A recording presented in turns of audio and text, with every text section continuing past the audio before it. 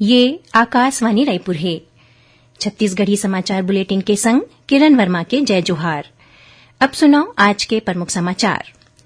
दुनिया भर में आज अंतर्राष्ट्रीय योग दिवस मनाया जाथे। प्रदेश में घलो आने आने जगह राखे गे हे कार्यक्रम। बीजापुर जिला में सुरक्षा बल मन एक इनामी समेत 9 माओवादी मन ला करीन गिरफ्तार।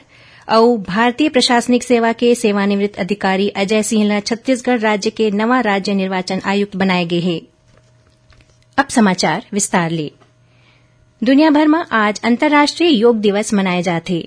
देश में मुख्य समारोह जम्मू कश्मीर के श्रीनगर में शेर कश्मीर अंतर्राष्ट्रीय सम्मेलन केंद्र में आयोजित करे गिस। प्रधानमंत्री नरेंद्र मोदी ह श्रीनगर ले समारोह के अगुवाई करेन। ए मौका में प्रधानमंत्री योग सत्र में शामिल होइन। ओमन जनसभा ला घलो संबोधित करेन। ए सत्र में शारीरिक, मानसिक और आध्यात्मिक विकास में योग के महत्व ऊपर जोर दे गिस। ओमन कहिन कि दुनिया भर में योग अपनाए वाला मन के संख्या बढ़त जात हे और एकर उपयोगिता ला घलो लोगन मन पहचानत हे। पाछू 10 बछर में योग के विस्तार में प्रधानमंत्री ह एक नवा योग अर्थव्यवस्था के बारे में गोट बात करिन और योग पर्यटन बर बढ़त आकर्षण और लोगन मन के योग सीखे बर भारत आए के इच्छा के उल्लेख करिन। ए बछर के अंतर्राष्ट्रीय योग दिवस के विषय है स्वयं और समाज के लिए योग। प्रधानमंत्री ह कहिन कि पूरा दुनिया योग ला वैश्विक कल्याण के एक शक्तिशाली तंत्र के रूप में देखत हे। योग लाभ के समग्रता और ज्यादा बढ़ाए बर प्रधानमंत्री नरेंद्र मोदी ह जम्मो ग्राम प्रधान मन ला पत्र लिख के जमीनी स्तर में ग्रामीण क्षेत्र में योग के प्रचार प्रसार ला बढ़ावा दे के आह्वान करेन। अंतर्राष्ट्रीय योग दिवस के मौका में छत्तीसगढ़ के आने आने जगह में बहुतकन कार्यक्रम राखे जाथे। राज्यपाल विश्वभूषण हरिचंदन आज राजभवन में अंतर्राष्ट्रीय योग दिवस के मौका में आयोजित योग शिविर में शामिल हुईन। ए मौका में राज्यपाल ह कहिन कि योग एक प्राचीन भारतीय परंपरा है जौन अब वैश्विक संस्कृति के हिस्सा बन गए है। योग के माध्यम ले देश विदेश के योगी एक दूसरे ले जुड़त हे और सांस्कृतिक एकता ला बढ़ावा देत हे।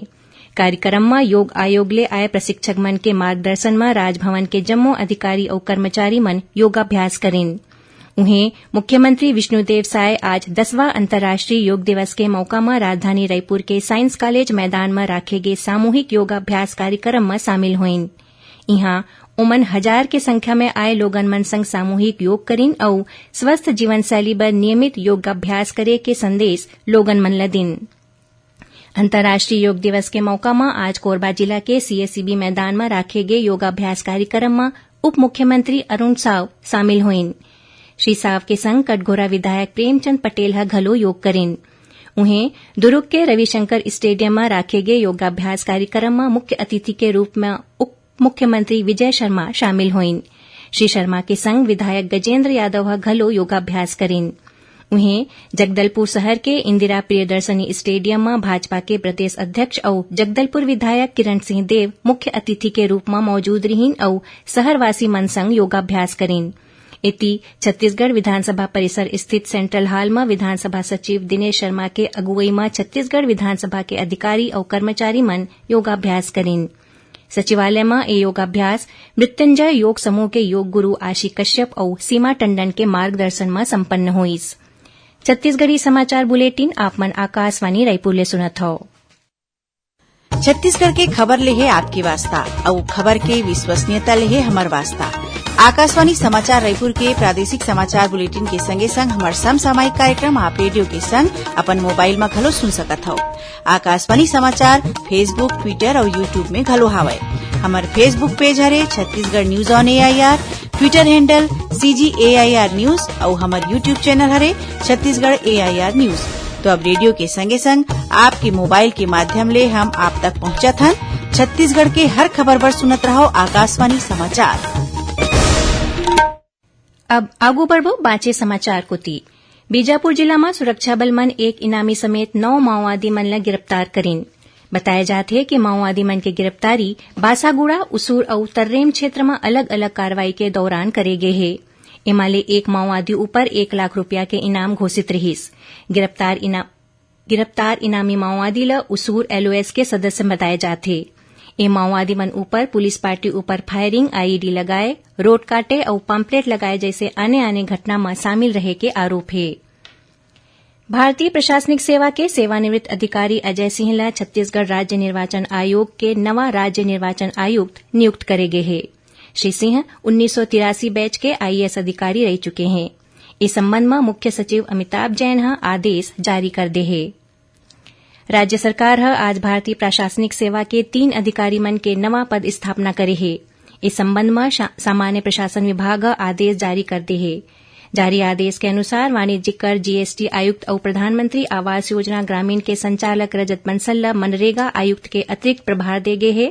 उन्हें राज्य पाठ्य पुस्तक निगम के प्रबंध संचालक और खाद्य और औषधि के प्रशासन के नियंत्रक कुलदीप शर्मा सहकारी संस्था के रजिस्ट्रार के अतिरिक्त प्रभार सौंपे गए हैं। एकर अलावा राष्ट्रीय ग्रामीण आजीविका मिशन रायपुर के मिशन संचालक नम्रता जैन जिला पंचायत सुकमा के नवा मुख्य कार्यपालन अधिकारी नियुक्त करे गए हैं। खैरागढ़ स्थित इंदिरा कला संगीत विश्वविद्यालय के कुलपति मोक्षदा चंद्राकर पद ले हटा दे गए हैं। इस संबंध में राजभवन ले पत्र जारी कर दे गए हैं। संगीत विश्वविद्यालय खैरागढ़ में नवा कुलपति के नियुक्ति होए तक दुर्ग के संभागायुक्त अस्थायी रूप ले अवैया आदेश तक इंदिरा कला संगीत विश्वविद्यालय खैरागढ़ के कुलपति के दायित्व सौंपे गए हैं। बता दें कि मोक्षदा चंद्राकर बछर 2020 में इंदिरा कला संगीत विश्वविद्यालय के कुलपति नियुक्त करे गए रही। राजनांदगांव जिला के ग्राम बांकल में करंट लगेले एक लड़का के मौत हो गई। मिले जानकारी के अनुसार पाछू शुक्रवार के आंधी तूफान में बिजली खंभा के तार टूट के गिर गए रहीस। परिवार वाला मन शनिवार के एखर जानकारी विद्युत कंपनी के कर्मचारी मन ला दे रहीन, फिर बिजली के सप्लाई बंद नहीं करेगिस। टूटे तार के चपेट में आयले लड़का के मौत हो गई। उन्हें एक दूसर घटना में करंट लगेले 4 मवेशी मन के घलो मौत हो गई। ग्रामीण मन जिला पंचायत सदस्य के संग पुलिस ला लिखित शिकायत करके बिजली कंपनी के अधिकारी मन ऊपर कार्रवाई करे के मांग करीन है।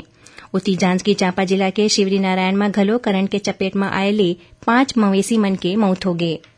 सुनैया मन ला बता दें कि प्रादेशिक समाचार एकांश डहाले समसामयिक विषय में आधारित साप्ताहिक कार्यक्रम बातों बातों में ए बखत 1 जुलाई ले प्रभावी होवैया 3 ठन नवा आपराधिक कानून ऊपर सहायक अभियोजन अधिकारी शुभम तोमर ले गए भेंट वार्ता प्रसारित करे जाही। एक कार्यक्रम के पहला कड़ी आकाशवाणी केंद्र रायपुर डहाले काली 22 जून के बिहानिया 10:30 बजे ले प्रसारित करे जाही। इला छत्तीसगढ़ के जम्मू आकाशवाणी केंद्र एके संगरा रिले करही। और अब पेश है मौसम के हाल। प्रदेश में अवैया 3-4 दिन में मानसून के अउ ज्यादा जगह मन में सक्रिय होए के संभावना है। उन्हें कवर्धा, राजनांदगांव, गरियाबंद और रायपुर में काली मानसून पूर्व बारिश के बाद गर्मी ले थोरकुन राहत मिलिस। मौसम विभाग के अनुसार काली प्रदेश में आने जगह में हल्का ले मध्यम वर्षा होए या गरज चमक के संग छींटा पड़े की संभावना है। उन्हें 1-2 जगह में गाज गिरे और अंधड़ चले के चेतावनी दे गए है। और अब थोरकुन समाचार सार में। मुख्यमंत्री विष्णुदेव साय धमतरी में 55 करोड़ रुपया के आने काम के लोकार्पण और शिलान्यास करीन। ए मौका में सांसद रूप कुमारी चौधरी, विधायक अजय चंद्राकर और सुपर 30 के संस्थापक आनंद कुमार घलो मौजूद रहीन। राज्यपाल विश्वभूषण हरिचंदन ले आज सेवक कबीर पंथ धामा खेड़ा के महंत लीलाधर दास सौजन्य भेंट करीन। ओमन राज्यपाल कबीर जयंती के मौका में आयोजित कार्यक्रम पर आमंत्रण दिन। और सक्ती जिला के गढ़वा गांव में ट्रैक्टर के इंजन पलटे ले एक लड़का के मौत हो गए। पुलिस ट्रैक्टर चालक के खिलाफ जुर्म दर्ज करे है। आखिर में प्रमुख समाचार एक गांव फेर। दुनिया भर में आज अंतर्राष्ट्रीय योग दिवस मनाए जाते। प्रदेश में घलो आने जगह राखे गए है कार्यक्रम। बीजापुर जिला में सुरक्षा बल मन 1 इनामी समेत 9 माओवादी मन ला करीन गिरफ्तार। और भारतीय प्रशासनिक सेवा के सेवानिवृत्त अधिकारी अजय सिंहला छत्तीसगढ़ राज्य के नवा राज्य निर्वाचन आयुक्त बनाए गए हैं। एकरे संग छत्तीसगढ़ी समाचार बुलेटिन इहें सिरावत है। जय जोहार।